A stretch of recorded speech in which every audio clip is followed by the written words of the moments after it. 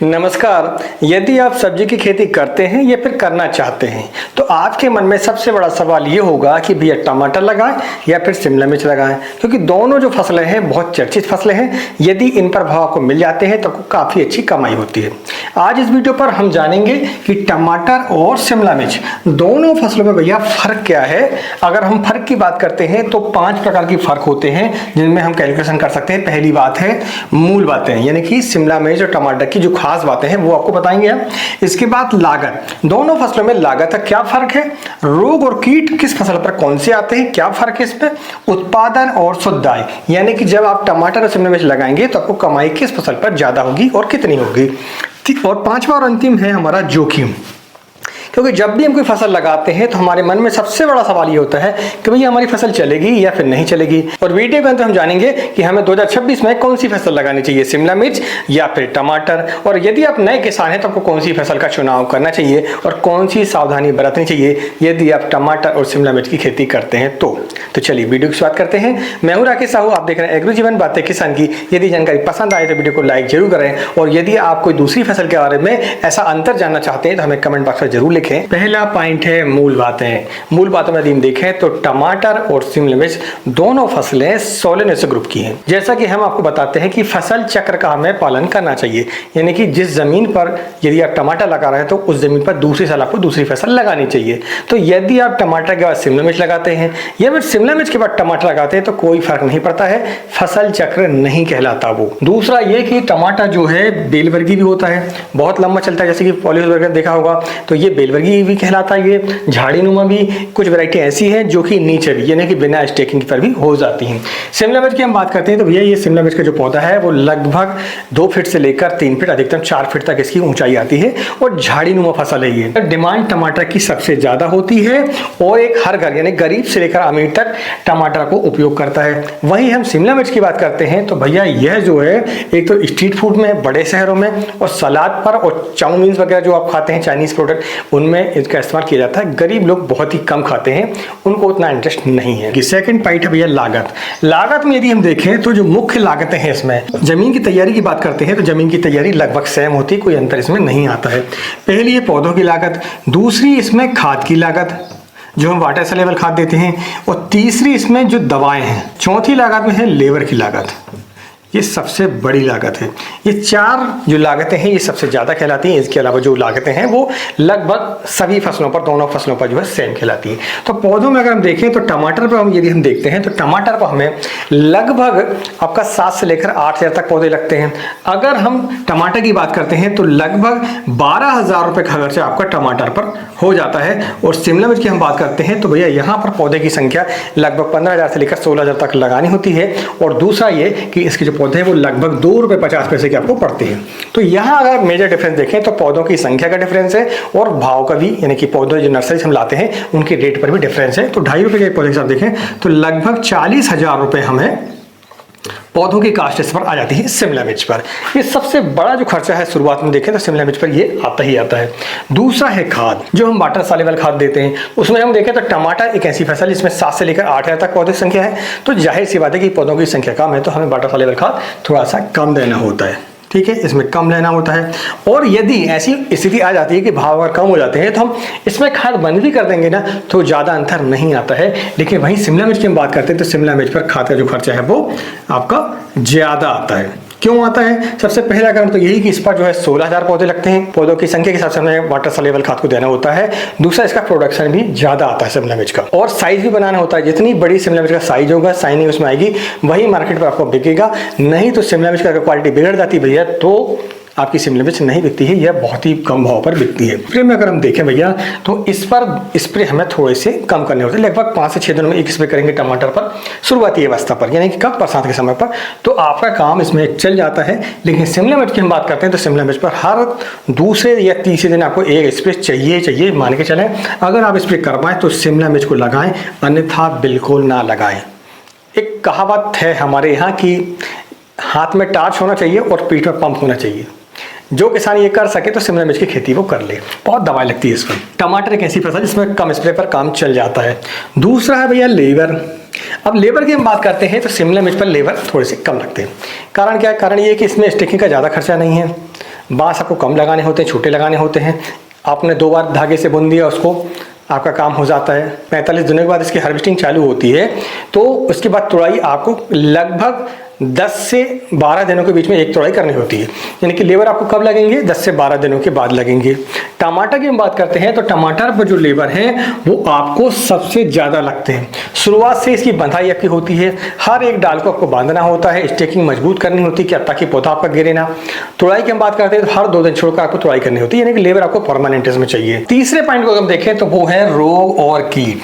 अगर हम टमाटर की बात करते हैं, टमाटर और शिमला मिर्च, टमाटर में अगर हम देखें तो हमें सबसे ज़्यादा जो परेशानी होती है वो ब्लाइट को कंट्रोल करने में होती है। अर्ली ब्लाइट शुरुआती अवस्था पर, लेट ब्लाइट थोड़ा सा लेट अक्टूबर के महीने में जब ठंड और थोड़ी सी गर्मी का बैलेंस ना बन पाए तब, बैक्टीरियल ब्लाइट जब रेगुलर बारिश हो रही हो उस समय पर हम देखें तो हमें तीनों प्रकार की ब्लाइट है। यानी कि आप अगर बरसात के समय पर टमाटर लगाते हैं भैया तो ये तीनों प्रकार की जो ब्लाइटें होती हैं, चाहे वो अर्ली ब्लाइट हो, चाहे लेट ब्लाइट हो, चाहे फिर वो बैक्टीरियल ब्लाइट हो, तीनों प्रकार की ब्लाइटों आप कंट्रोल करते हैं तो ठीक है, अन्यथा आपकी फसल नहीं चल पाएगी, आपको उत्पादन नहीं मिल पाएगा। तो शिमला मिर्च में अगर फंगस संबंधी रोगों की बात करते हैं तो इसमें आता है चीना पूरा, जिसे हम डाईबैक बोलते हैं। बैक्टीरिया में अगर देखें तो बैक्टीरियल ब्लाइट इसमें आती है, लेकिन वो कंट्रोल हो जाती है। कीट की हम बात करते हैं तो दोनों फसलों में देखें तो टमाटर पर कीटों की समस्या उतनी नहीं आती है, कुछ जगहों को छोड़कर। कुछ जगहों पर आजकल वायरस भी आने लगा है, लेकिन अगर आपने नर्सरी अच्छी ली है, स्वस्थ नर्सरी ली है और प्रबंधन अच्छे से किया है तो आपकी फसल पर, टमाटर की फसल पर वायरस नहीं आता। हमारे एरिया पर तो टमाटर पर वायरस नहीं आता है, हम आपको बताकर चलते हैं। हम टमाटर में कीटों का उतना प्रबंधन नहीं करते हैं, हमें ज़्यादा टेंशन उसकी नहीं होती, लेकिन कुछ जगहों पर होती है। शिमला मिर्च हो या फिर टमाटर हो या फिर अन्य फसल हो, अगर कीटों को प्रबंधित आपने नहीं किया तो आपकी जो फसल है वो पूरी तरीके से बर्बाद हो जाती है। फंगस को यदि आपने कंट्रोल नहीं किया तो पूरे तरीके से फसल आपकी बर्बाद हो जाती है, पूरी लागत आपकी खराब हो जाती है। इसीलिए हमें नए किसानों के लिए खासकर ई बुक लिखी हुई है, टमाटर के लिए भी और शिमला मिर्च के लिए भी। उस पर हमने संपूर्ण जानकारी दी है कि कैसे रोगों को आपको कंट्रोल करना है, लागत आपको कितनी लगती है, शुद्धताएं क्या आती है, आपको फर्टिगेशन कैसे करना है, कब करना है, स्प्रे कौन सा करना है, कब करना है, ये सारी जानकारी हमारी ई बुक पर है, लगभग सभी फसलों के लिए। यदि आप उसे लेना चाहते हैं तो लिंक उसकी डिस्क्रिप्शन पर भी है और स्क्रीन पर जो नंबर चल रहा है वहां से भी आप हमसे संपर्क कर सकते हैं। शिमला मिर्च पर शुरुआती अवस्था पर ही पौधा आपका थ्रिप्स से, व्हाइट फ्लाई से इफेक्टेड हो जाता है और उसी के कारण शुरुआती अवस्था पर ही आपके पौधे जो है वायरस जनित हो जाते हैं, फिर आपको उसे पौधों को उखाड़ना पड़ता है क्योंकि इसका कोई इलाज नहीं है परमानेंट। दूसरी बात यह है कि जैसे ही फूल आपके निकलते हैं वहाँ पर ब्लैक थ्रिप्स कहें या फिर येलो थ्रिप्स कहें, ये थ्रिप्स आपका आ जाता है और शुरुआती अवस्था जहाँ से फल बनना स्टार्ट हो जाता है वहीं पर फल को यह डैमेज कर देता है, उसका साइज बिगड़ जाता है और बाद में चलकर उसका मार्केट पर रेट नहीं रहता है। टमाटर की ऐसी फसल है अगर इसमें कीट आ भी जाते हैं भैया तो फसल को उतना इफेक्ट नहीं करते हैं लीफ माइनर को अलावा। लीफ माइनर भी बड़ी समस्या है टमाटर पर क्योंकि वो भी जो है फल को सीधा डायरेक्ट इफेक्ट करता है, फल खराब आपके जाते हैं। शिमला मिर्च भी एक ऐसी फसल है जहाँ की थ्रिप्स अगर आता है तो थ्रिप्स जो है फलों को तो डैमेज करता ही करता है, पौधों को भी डैमेज करता है, पत्तियों को डैमेज करता है, यानी कि पूरी की पूरी फसल को वो बर्बाद कर देता है। यदि आपने थ्रिप्स को कंट्रोल नहीं किया तो आप उत्पादन नहीं ले पाएंगे अच्छा, ना क्वालिटी ले पाएंगे और ना ही फिर कमाई कर पाएंगे। टमाटर पर क्या होता है कि हम रोग देखते हैं इसके बाद स्प्रे करते हैं, लेकिन शिमला मिर्च एक ऐसी फसल है जिस पर हमें रोगों को नहीं देखना है, हमें एक शेड्यूल बनाकर चलना होता है कि भैया हमें इस तारीख को ये स्प्रे करना है तो करना है, थ्रिप्स आए तो करना है, नहीं आए तो करना है, तब जाकर फसल आप बचा पाते, नहीं अन्यथा नहीं बचा पाते हैं। अब हम चौथा पॉइंट है उत्पादन और शुद्ध आय, इसी के लिए हम खेती करते हैं। तो टमाटर में अगर हम देखें तो हमने जो देखा है पिछले 10 सालों से तो एवरेज हम मान के चलते हैं कि 1500 से लेकर 2000 कैरेट टमाटर निकलता है प्रति एकड़ के हिसाब से। अगर हम मिनिमम भाव देखें तो हमें जो मिलना चाहिए वो कायदे से वो 200 रुपये कैरेट अगर मिल जाता है तो आपका लगभग 3 से 4 लाख रुपये की फसल हो जाती है। ज़्यादा भाव मिलते हैं वो बात अलग है, हम औसत की बात कर रहे हैं।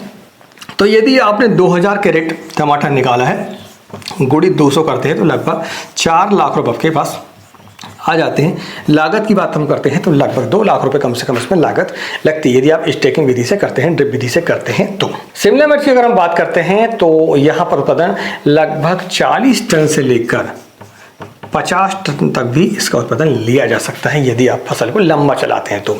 देखिए 2 प्रकार के किसान होते हैं, जैसे महाराष्ट्र में देखते हैं जो टमाटर किसान है वो आपको जुलाई में टमाटर लगा लेते हैं, फिर जाकर वो अक्टूबर नवंबर में टमाटर को खत्म कर देते हैं और फिर से वो टमाटर लगाते हैं। कुछ गर्मियों में भी लगाते हैं। हमारे यहाँ की बात करते हैं तो हम टमाटर जब लगाते हैं हम अगस्त के महीने में लगाते हैं और सीधा उसे मार्च तक ले जाते हैं। शिमला मिर्च भी ऐसे ही हम करते हैं, हम अगस्त के महीने में शिमला मिर्च की रोपाई करते हैं और सीधा उसे फरवरी मार्च तक ले जाते हैं। तो ये हमारे यहाँ ऐसा चलता है, साल भर की एक फसल कहलाती है। तो शिमला मिर्च हम 40 से लेकर 50 टन तक उसका उत्पादन ले लेते हैं।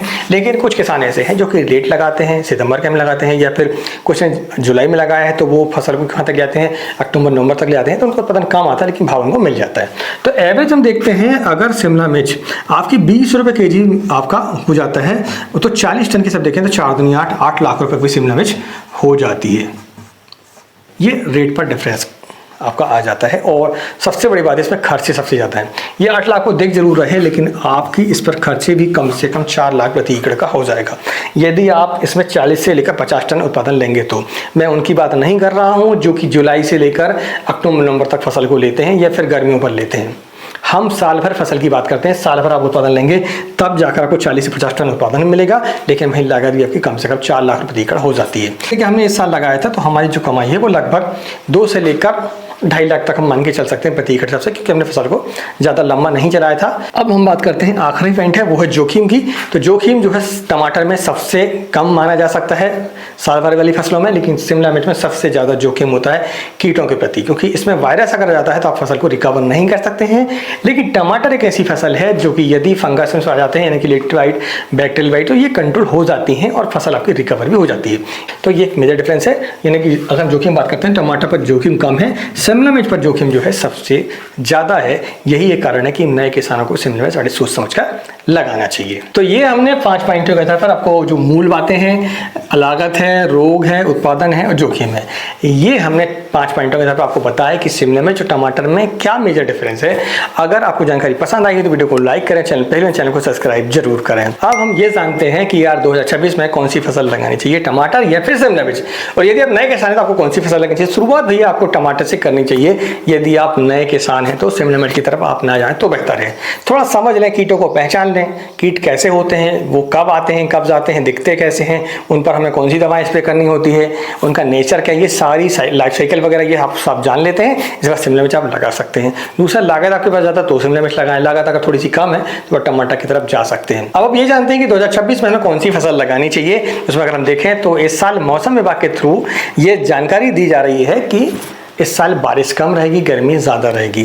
तो जब बारिश कम रहती है, गर्मी ज़्यादा रहती है, तो उस समय पर फंगस की समस्या कम आती है, तो टमाटर की फसल आपकी अच्छी चलेगी, लेकिन भाव कम हो सकते हैं। शिमला मिर्च की हम बात करते हैं तो जब गर्मी ज़्यादा होती है, बारिश कम होती है, कीटों की समस्या सबसे ज़्यादा आती है, तो इस पर समस्याएँ ज़्यादा आएगी और भाव आपके थोड़े से अच्छे मिल सकते हैं यदि आपने फसल को बचा लिया तो। ये एक 2026 के लिए हम एक अनुमान आपको बता रहे हैं, ये हमारी कोई भविष्यवाणी नहीं है, अब सिर्फ अनुमान आपको बता रहे हैं। आप अपने विवेक के अनुसार जो है फसल का चयन कर सकते हैं, अपनी लागत के हिसाब से, आपके पास जोखिम लेने की क्षमता कितनी है, आपकी ज़मीन पर आपने पहले कौन सी फसल लगाई है, ये सारी स्थिति के हिसाब से आप टमाटर या शिमला मिर्च का चुनाव कर सकते हैं। आज की जानकारी पसंद आई है तो वीडियो को लाइक करें। अगर आपको इसी तरीके से दूसरी फसलों के बीच में अंतर जानना है तो हमें कमेंट बॉक्स में जरूर लिखें। मिलते हैं एक नई वीडियो में एक नई जानकारी के साथ। तब तक जय हिंद, जय किसान, जय जवान।